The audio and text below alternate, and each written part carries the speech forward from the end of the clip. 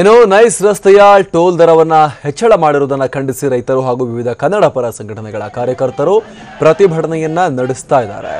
ಮಾಗಡಿ ಬೆಂಗಳೂರು ರಸ್ತೆಯಲ್ಲಿ ಕುಳಿತು ರೈತರು ಹಾಗೂ ಕೆಲ ಕನ್ನಡ ಪರ ಸಂಘಟನೆಗಳ ಕಾರ್ಯಕರ್ತರು ಪ್ರತಿಭಟನೆಯನ್ನ ಮಾಡ್ತಾ ಇದ್ದಾರೆ. ಇಲ್ಲಿನ ದೊಡ್ಡ ಗೊಲ್ಲರಹಟ್ಟಿ ಬಳಿ ಇರುವಂತಹ ನೈಸ್ ಟೋಲ್ ಗೇಟ್ ಬಳಿ ಪ್ರತಿಭಟನೆ ನಡೀತಾ ಇದ್ದು ಸ್ಥಳದಲ್ಲಿ ಪೊಲೀಸರು ಭಾರೀ ಬಿಗಿ ಬಂದೋಬಸ್ತ್ ಏರ್ಪಾಟು ಮಾಡಿದ್ದಾರೆ. ರಾಮನಗರ ಎಸ್ಪಿ ರಮೇಶ್ ನೇತೃತ್ವದಲ್ಲಿ ಬಂದೋಬಸ್ತ್ ಕ್ರಮಗಳನ್ನು ಕೈಗೊಳ್ಳಲಾಗಿದೆ. ಇನ್ನು ಕೆಲ ದಿನಗಳ ಹಿಂದೆಯೇ ನೈಸ್ ಸಂಸ್ಥೆ ಟೋಲ್ ದರದಲ್ಲಿ 33% ಹೆಚ್ಚಳ ಮಾಡಿತ್ತು. ಇದರಿಂದಾಗಿ ಆಕ್ರೋಶಗೊಂಡಿರುವಂತಹ ರೈತರು ಹಾಗೂ ಕನ್ನಡ ಪರ ಸಂಘಟನೆಗಳ ಕಾರ್ಯಕರ್ತರು ರಸ್ತೆಯಲ್ಲಿ ಕುಳಿತು ಪ್ರತಿಭಟನೆ ನಡೆಸ್ತಾ ಇದ್ದಾರೆ. ಇನ್ನು ಪ್ರತಿಭಟನೆಯಿಂದ ರಸ್ತೆಯಲ್ಲಿ ಟ್ರಾಫಿಕ್ ಜಾಮ್ ಉಂಟಾಗಿದೆ. ಬಳಿಕ ಎಸ್ಪಿ ಅವರಿಗೆ ಮನವಿ ನೀಡಿ ಪ್ರತಿಭಟನಾಕಾರರು ಪ್ರತಿಭಟನೆಯನ್ನು ವಾಪಸ್ ಪಡೆದರು. 15 ದಿನಗಳ ಒಳಗಾಗಿ ಕ್ರಮ ಕೈಗೊಳ್ಳಲು ಲೋಕೋಪಯೋಗಿ ಇಲಾಖೆಗೆ ತಿಳಿಸುವಂತೆ ಎಸ್ಪಿಗೆ ಮನವಿ ಪತ್ರವನ್ನು ನೀಡಿದ್ದ ಪ್ರತಿಭಟನಾಕಾರರು ಬಳಿಕ ಪ್ರತಿಭಟನೆಯನ್ನು ವಾಪಸ್ ಪಡೆದಿದ್ದಾರೆ.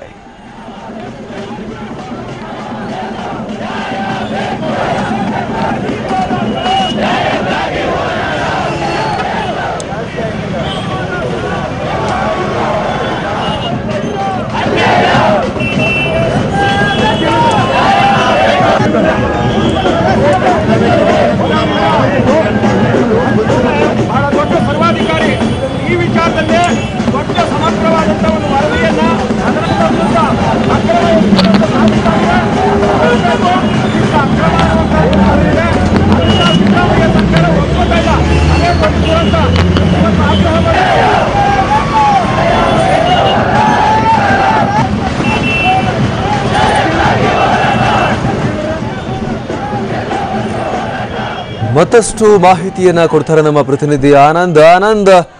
ಯಾವ ರೀತಿ ಪ್ರತಿಭಟನೆ ನಡೆಸಲಾಯಿತು, ಏನೆಲ್ಲ ಬೇಡಿಕೆಗಳನ್ನು ಇಟ್ಟಿದ್ದಾರೆ?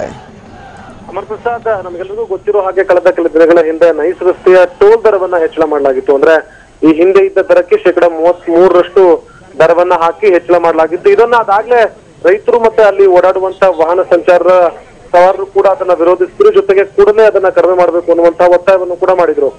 ಇದೀಗ ಕನ್ನಡ ಒಕ್ಕೂಟಗಳು ಅಂದ್ರೆ ಹಲವಾರು ಸಂಘಟನೆಗಳು ಸೇರಿ ಏನು ಮಾಗಡಿ ರಸ್ತೆಯ ಟೋಲ್ ಏನಿದೆ ನೈಸ್ ಟೋಲ್ ಅಲ್ಲಿ ಪ್ರತಿಭಟನೆ ನಡೆಸಿದ್ರು. ಪ್ರತಿಭಟನೆಯ ಮುಖ್ಯ ಬೇಡಿಕೆ ಆಗಿರುವಂತದ್ದು ಸದ್ಯ ಏನು ಏರಿಕೆ ಮಾಡಲಾಗಿದೆ ಟೋಲ್ ದರವನ್ನ ಅದನ್ನ ಹಿಂದಕ್ಕೆ ಪಡೆಯಬೇಕು. ಈ ಹಿಂದೆ ಎಷ್ಟು ದರವಿತ್ತು ಆ ದರವನ್ನ ನಿಗದಿ ಮಾಡಬೇಕು ಅನ್ನುವಂತ ಒತ್ತಾಯವನ್ನ ಇಟ್ಕೊಳ್ಳಲಾಗಿತ್ತು. ಜೊತೆಗೆ ಲೋಕೋಪಯೋಗಿ ಇಲಾಖೆಯ ಅಧಿಕಾರಿಗಳು ಇಲ್ಲಿ ಸುಮ್ಮನೆ ಕೂಡ್ತಿರ್ತಾರೆ. ಯಾಕಂದ್ರೆ ರಸ್ತೆ ನಿರ್ಮಾಣ ಮಾಡುವಂತ ಸಂದರ್ಭದಲ್ಲಿ ಯಾವೆಲ್ಲ ನಿಯಮಗಳನ್ನ ಹಾಕಿರ್ತಾವೆಲ್ಲವನ್ನೂ ಕೂಡ ಗಾಳಿಗೆ ತೂರಿ ಅಶೋಕ್ ಖೇಣಿ ಅವರ ಈ ನೈಸ್ ರಸ್ತೆ ಏನಿದೆ ಅಲ್ಲಿ ಟೋಲ್ ನ ದರವನ್ನ ಹೆಚ್ಚಳ ಮಾಡಲಾಗ್ತಾ ಇದೆ. ಇದಕ್ಕೆ ಯಾವುದೇ ರೀತಿಯಾದಂತ ಲಂಗು ಲಗಾಮು ಕೂಡ ಇಲ್ಲ. ಅಧಿಕಾರಿಗಳು ಕೂಡ ಬೇಜವಾಬ್ದಾರಿಯಿಂದ ವರ್ತಿಸ್ತಾ ಇದ್ದಾರೆ ಅನ್ನುವಂತ ಮಾತುಗಳನ್ನು ಕೂಡ ಆಡಲಾಯಿತು. ಜೊತೆಗೆ ಅಲ್ಲಿರುವಂತಹ ಟೋಲ್ಗೆ ಕನೆಕ್ಟ್ ಆಗುವಂತಹ ರಸ್ತೆಯನ್ನು ಸಂಪೂರ್ಣವಾಗಿ ಬಂದ್ ಮಾಡಲಾಗಿತ್ತು. ಜೊತೆಗೆ ಆ ಬಂದ್ನ ಪರಿಣಾಮವಾಗಿ ಮಾಗಡಿ ರಸ್ತೆ ಅಂದ್ರೆ ಬೆಂಗಳೂರು ಮತ್ತೆ ಮಾಗಡಿ ಮಧ್ಯೆ ಇರುವಂತಹ ರಾಜ್ಯ ಹೆದ್ದಾರಿ 85ನೇ ಅದು ಕೂಡ ಸಾಕಷ್ಟು ಟ್ರಾಫಿಕ್ ನಿಂದ ಕೂಡಿತ್ತು.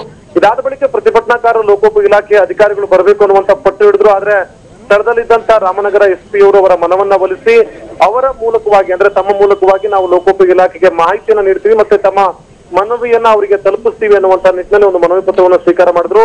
ಇದೀಗ 15 ದಿನಗಳ ಕಾಲಾವಕಾಶವನ್ನ ಕೊಟ್ಟು ಅಂದ್ರೆ ಲೋಕೋಪಯೋಗಿ ಇಲಾಖೆ ಅಧಿಕಾರಿಗಳಿಗೆ 15 ದಿನಗಳ ಕಾಲಾವಕಾಶವನ್ನು ಕೊಟ್ಟು ಅಷ್ಟರ ಒಳಗಾಗಿ ಟೋಲ್ ದರವನ್ನ ಹಿಂದಕ್ಕೆ ಪಡೆಯಬೇಕು ಅನ್ನುವಂತ ಒತ್ತಾಯವನ್ನ ಇಟ್ಟು ಇದೀಗ ಪ್ರತಿಭಟನೆಯನ್ನ ವಾಪಸ್ ಪಡೆದಿದ್ದಾರೆ. ಅಮರ್, ಧನ್ಯವಾದ ಆನಂದ್.